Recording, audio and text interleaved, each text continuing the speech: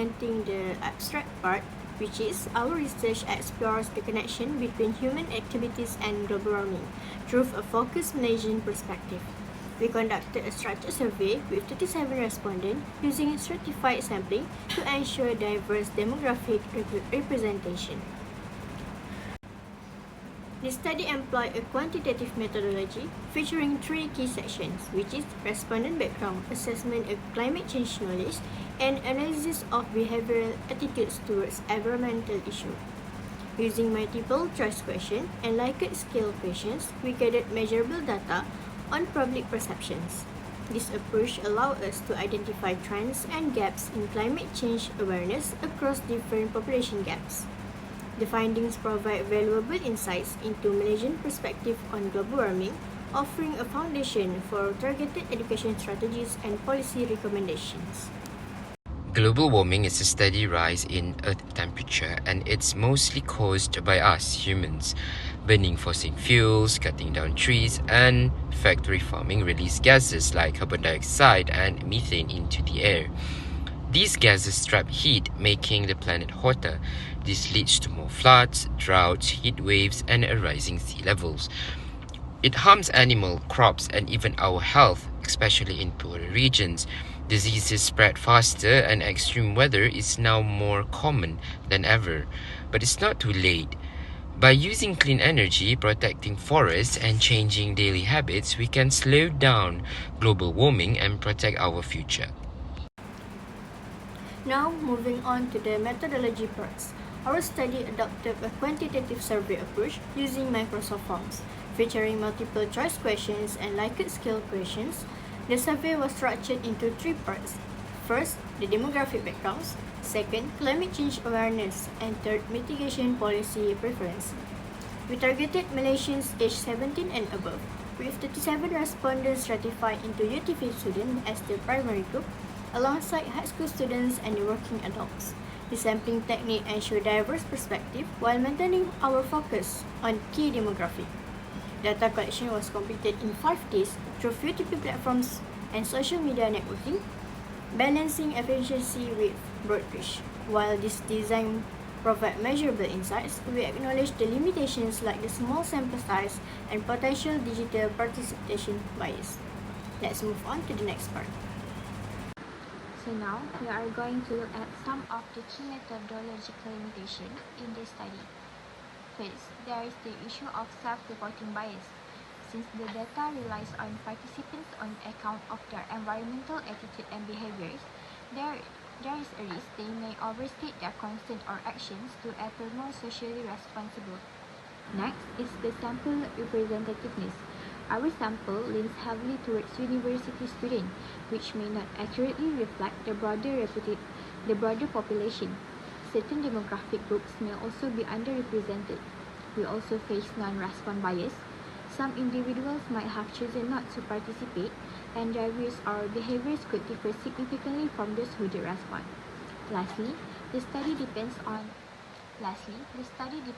self-reported behavior, without direct observation to confirm if the reported behaviors actually occurred. Now, let's go over some of the assumptions made during this study. First, it is assumed that respondents answer truthfully and accurately, which is critical for data reliability. We also had assumed participants had at least a basic understanding of climate change concept, allowing them to interpret the survey question meaningfully. Another key assumption is that our survey instruments are valid, meaning they measure exactly what they are intended to. Furthermore, the study assumes that the overall sample composition, despite its biases, still provides a fair representation of the population. Finally, because the survey was distributed online, we assume that digital outreach was sufficient to reach all intended target groups. These limitations and assumptions are important to keep in mind when interpreting the study findings and conclusion. So, now I will talk about the result of the survey. The survey shows that there is a strong awareness about climate change and its cause. 85% believe that human activities are the main reason for global warming. The top causes they identify are industrial production, which is 76%, transportation 62%, and deforestation 59%. Also, 59% of respondents said they are very concerned about the issue. The result also showed that many people are ready to take action. 68% support stricter government rules on industrial emissions, and 53% are willing to pay higher taxes if the money is used to fight climate change. 65% feel that sustainable options are too expensive, and other 41% say they don't have enough information to make eco-friendly choice. And furthermore, many respondents have already made change to reduce their carbon footprint. This includes using public transport like train, Grab or bus. When asked about solution, 79% support switching to renewable energy, while others suggest stopping deforestation and improving climate education. So, in conclusion, I can say that people are not only aware of climate change but also willing to support real action. And that's all for me. Thank you. The results show that most people are aware of climate change, with 85% linking it to human activities. Many support stricter government's rules and are even willing to pay more taxes to fight it. But there are still barriers. Over half think sustainable options are too expensive, and many say they lack information to make greener choices. While some are already taking steps like using public transport, it is not clear how often they do it. Overall, the support is there, but we need clearer data and better solutions to turn awareness into real action. So, now I will present to you about some recommendation that we want to put forward based on our study. So for the first recommendation is green transportation transition.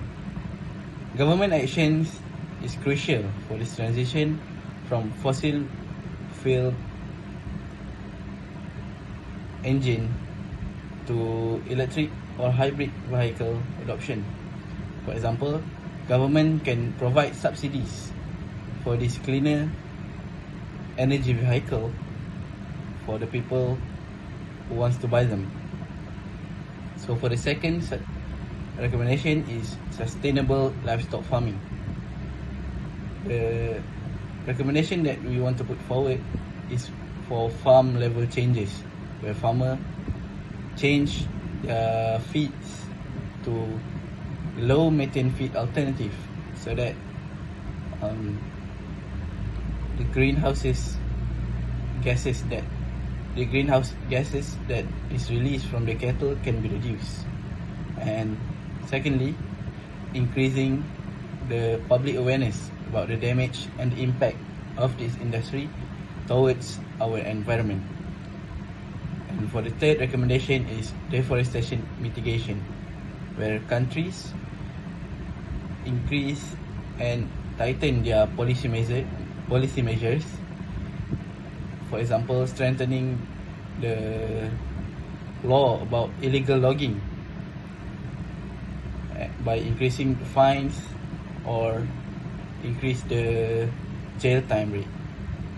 And secondly, why we want to put this recommendation is for the financial support from the government, where the government give incentive to the NGOs for the reforestation program.